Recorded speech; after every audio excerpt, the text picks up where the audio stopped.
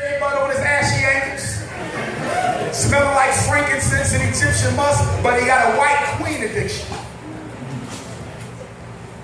Ain't no black man supposed to be with anything other than no damn black woman. What the hell is wrong with your ass?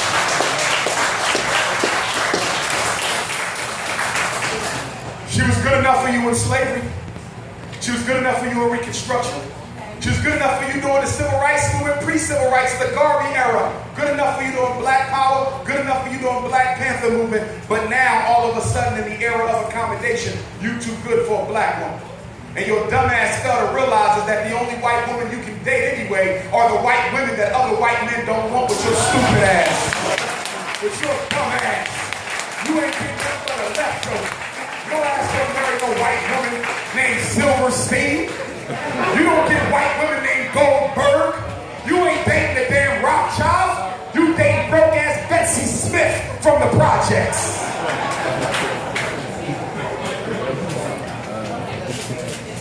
And that goes for the athletes too. Kanye, dumbass. Charles Barkley, Tay Diggs, Tim Duncan, Cuba Gooding Jr., Sidney Poitier, even James Earl Jones. Now how the hell King Joffrey Jafar of Zamunda, King Joffrey got a crowd? This nigga had lion on his jacket and he got a white one.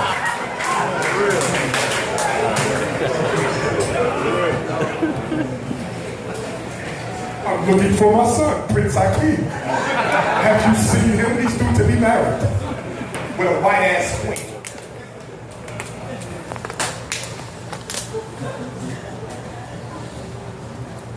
Brothers and sisters, special education was created in 1975, a year after my birth, to provide a mechanism for southern states like Alabama to resegregate black children away from white children.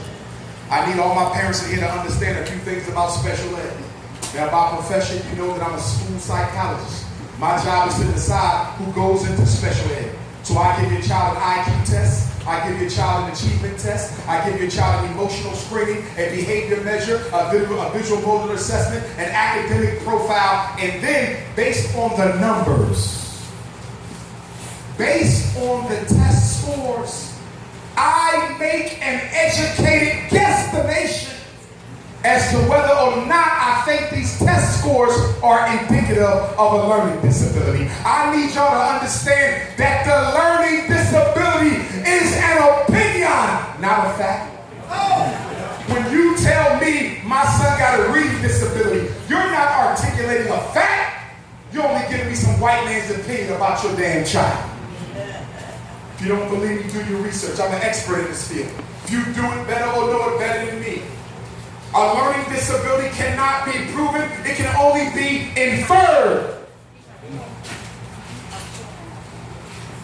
And record numbers of black children by the millions are floating around America with an IEP. My son got an IEP.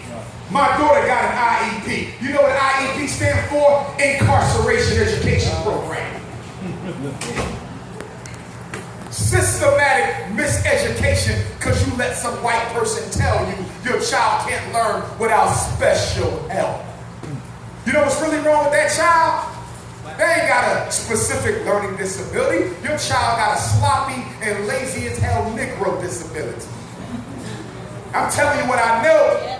85% of the children I evaluate don't have learning issues. They got lazy issues. Are y'all listening to me? Your child can learn just as well as the next, but his father got him thinking he's going to be the next Michael Jordan. I'm going to talk to my fathers on that. I'm going to blame your simple ass for that. You don't let no son grow up thinking he's going to the NFL. Are you crazy? Do you realize he got a greater chance of being struck by lightning than getting rich through professional athletics? But you got him running around Birmingham because he got the best crossover. Or he can throw a football 100 yards. Or he can run a 10-2 in a 100-meter dash. That don't mean he's going to be the best athlete when he gets to the University of Alabama. They can all do that.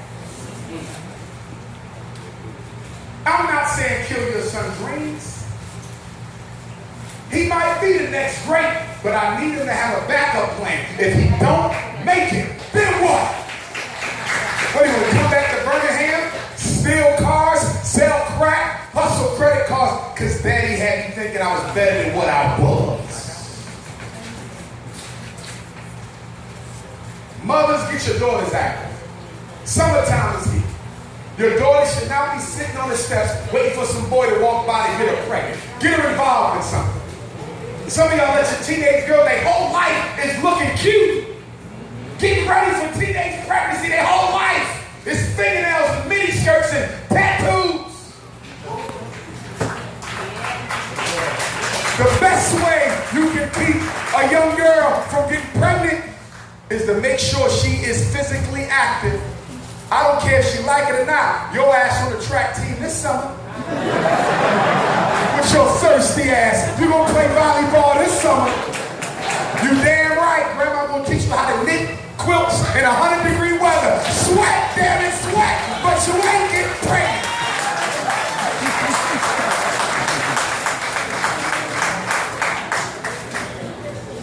Talking about, no, mom, I'm going to just stay home and relax today.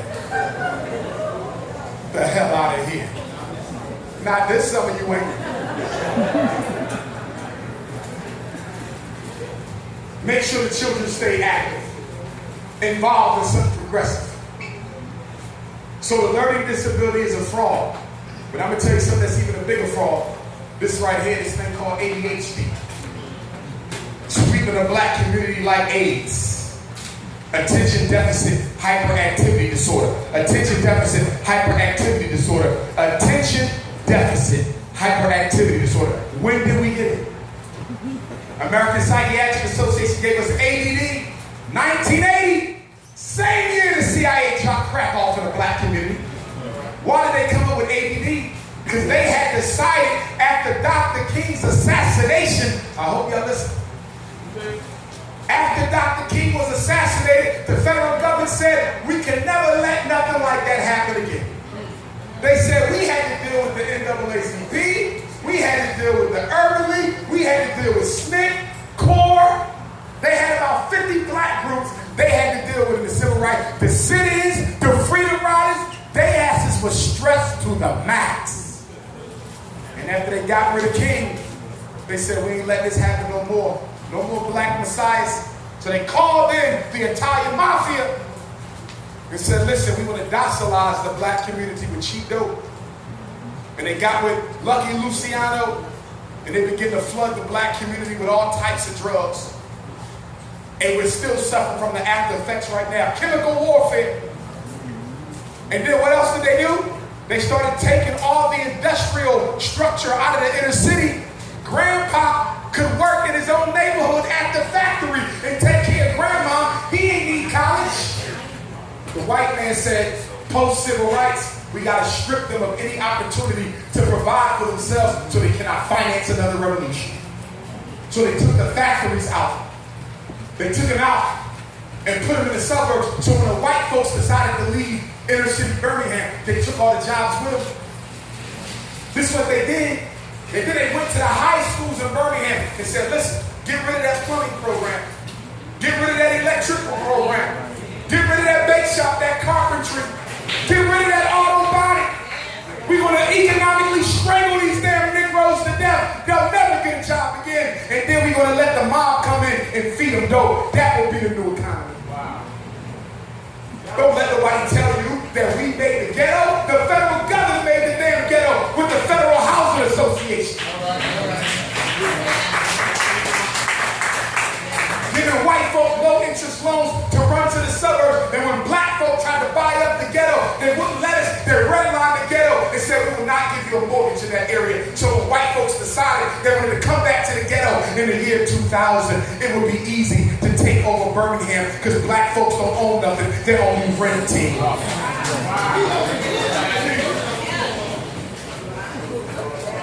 That's why you got to go to recent history.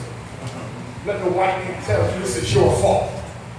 You created this damn situation.